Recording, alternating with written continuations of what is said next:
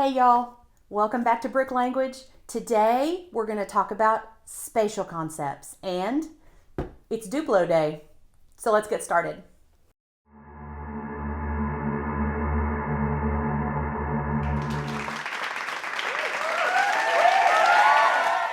So starting today with spatial concepts, talking a little bit about our place in space. And I always start with the same four spatial concepts with in, out, on, and off. Those are the four that I start with. Those are always the four that I check on just to be sure that we have.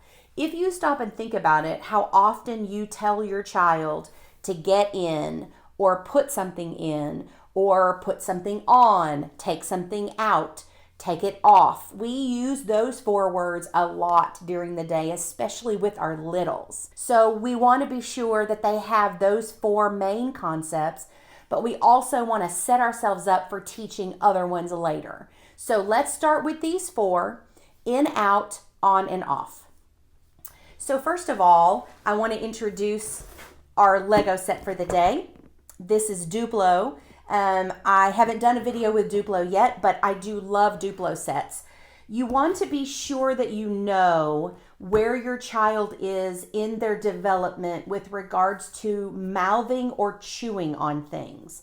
If you have a child that has a tendency to put things in their mouth, these are kind of the sets that you want. This set does say 1.5 plus. But the pieces in here, and I did open it just to be sure of it, the pieces in here are large enough that most children cannot put them in their mouth. They can put them in their mouths, but they can't swallow them.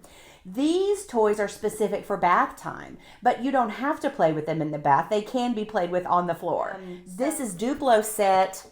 This is called Bath Time Fun Floating Animal Train, and this is number 10965. So this is the Duplo set. I actually picked this Duplo set up at Marshall's, believe it or not. You can also definitely get this on the Lego store, and I will tag that below. So Duplo set, floating train. So let's get it open and see what we have. Okay, so let's talk a little bit about what we got in our box. Here are the pieces that we have laid out in front of us. You can see we got a little pail or a little bucket, and we got a little cloud. You can fill this up with water and the water will come out. We've got a hippo. We have got a little polar bear, and we have a duck.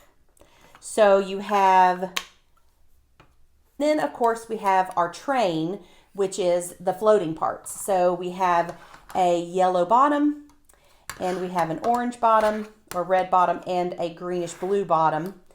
And we have all of the tops. The lids go on top.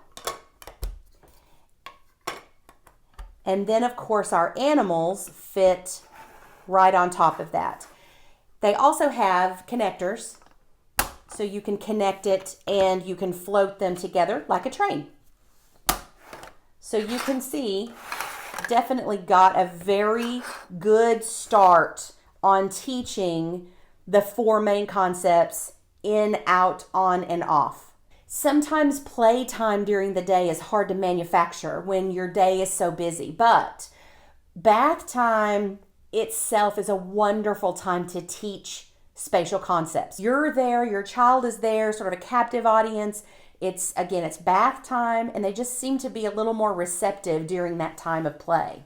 Be deliberate. We talked about that in our last video. Be deliberate about what you're doing. You are your child's biggest influencer. So starting with in and out, the first thing we want to do is kind of check and see where our child needs help. Do they know the concept? Do they understand? So you can very easily hand them the bucket, or say, put water in the bucket, and then have them see if they can dip and put water in there. And then ask them, can you take it out? And see if they pour the water out. The same with on. You can hand them the pieces and say, can you put the duck head on, or put the duck head on, and see if they can put it together. Now, obviously we don't want to think they can't because they can't get it together. That's different skill, okay? But if you say put the head on and they make an attempt to put it on, then you know they understood what your directions were. Can you put your duck on the train? And then see if they can put it on the train. Again, if they have trouble putting it on, that's a different skill than following the direction. We're just checking for those concepts: in, out, on, and off. If they don't have one of them, if you see that they're having difficulty with one, now we're going to teach. Now we're going to go back and model, okay? And I talk in my other video about modeling. Simply put, you are showing an example of what to do and then allowing your child to do it behind you. Modeling what you're doing. And so this is where we're going to teach. So if you, and this lend itself to in immediately. In, what water goes in and out.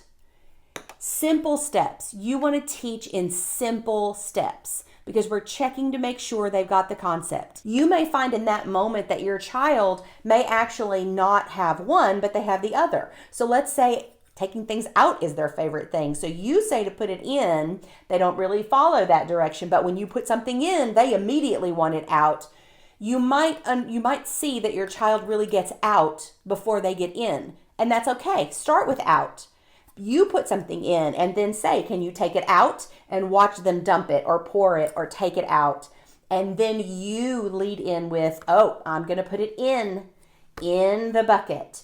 And then let them take it out. And you name what they're doing. Oh, take it out. Take it out.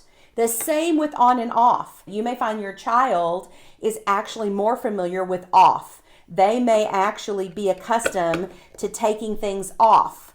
So they may break that off. They may take that head off. And you may say, oh, you took it off. I will take this one off. They're off. Can you put it on? Let's put it on. And then let them put the things back on. Let them try to put them back on. So you've got on and off. Again, if you're teaching them as one step, you might find that it's just natural to pair them. Sometimes the concept doesn't make sense without the pair. So you might find that it's easier to work on both. But if you get in there and it does seem to make more sense to the child to have them together, great. Just keep right on going. But if you see that the child's having trouble with one or the other, back up and isolate that one. Back up and isolate it. You take the lead on that one thing and create moments of needing to do that one. So whenever we put our coat on, we put our backpack on, we put our shoes or our socks on, we put on as a general rule of those four, on is the harder one to get. Not for every child, but as a rule, I found on was a more difficult concept. Don't be surprised if on takes a little longer or a little more effort on your part.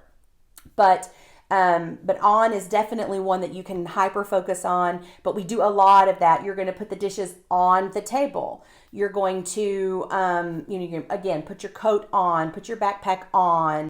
If you're sorting in your house, like we've talked about, I love a good laundry sort. Separate your towels from your socks and have them put them in the place they go. I always did a laundry basket for one thing and a laundry basket for another. And we did this at school where I would bring a lot of clothes and the kids would physically get up and put them in the laundry baskets. They loved it. But that sorting leads you to in and out. Because what are you doing with laundry? But putting it in, putting the soap in, putting the softener in, turning it on. Oh, all done. We're going to get them out. So again, in, out, on, off, all of these things lend themselves to those moments. So you can absolutely find those things and be very deliberate about what you're teaching. And your kids will love it. Sometimes we need some visual references for that. And that's where modeling comes in. So don't forget your modeling. Don't forget that we don't just want to tell them to do something, we want to model that. And remember, we're not doing it for them, we're modeling how to do it. You don't have to have a bath time. If you don't have time for a bath time, get a stool, put that baby up to the sink, fill the sink with a little bit of water, put some toys in there, and you stand there with them and play. So these are just some simple tips, some simple things to do. This is kind of a short video today, but again, Duplo is a great time. You don't have to spend money on this, but this was not very expensive. This is a really good investment. This is a really good investment. These toys are hardy, and as you can see by the size in my hand, we're not swallowing these. They can mouth these or chew on these, and they will be good. There are small pieces on here, so just be aware of that. If your child is a chewer, then just be aware of that. But these again are very, very hardily made with thick, hard plastic. So these will probably stand the test of time and be a really good investment. These are also the kind of toys that you hand down. Once you get these and you play with these and your kiddos outgrow them, these are the kinds of things that you hand down to other people. They wash beautifully, and they would go great in a gift, a re-gift, if you will, a gift that you're putting together for someone and saying, hey, my kiddos have outgrown these toys, but I know you've got littles. Here's some things that I got. And Lego Duplo is definitely that toy. They are going to last time and time again. You might even want to hang on to them for your grandchildren or great-grandchildren. They're going to be valuable things. These are headed to my great-nephew, who is 10 months old and will absolutely love these in the bathtub. So again, Spatial Concepts, in, out, on, off, and remember, isolate them as you're seeing what your child knows, and then you might find that working on them in pairs may lend itself to your child understanding them easier. But don't overdo it. Take some time. Continue to work on them. If they struggle to understand, it's okay. Just keep working on them. They will come to expect it at bath time. You will come to expect it at bath time, and they will come to really, really appreciate it.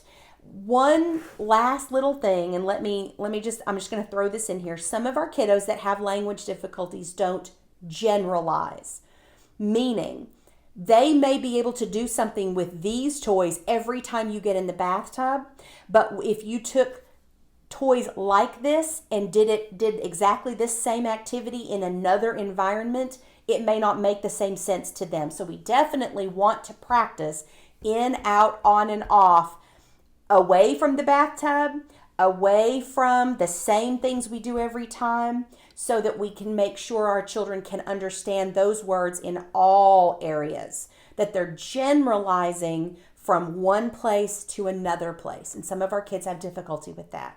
So we'll talk a little bit more generalizing in another video, but I just wanted to kind of put that in place. This is the great place to start, though, right here at bath time. So that's all for now. I hope you were able to get something from this. I hope that you are gradually building some ideas of how you want to help your child communicate. This will help build their language, help build their understanding and their vocabulary, and hopefully you will start to see some growth in this area very quickly. So have a good day. We'll see you next time you get out there and communicate.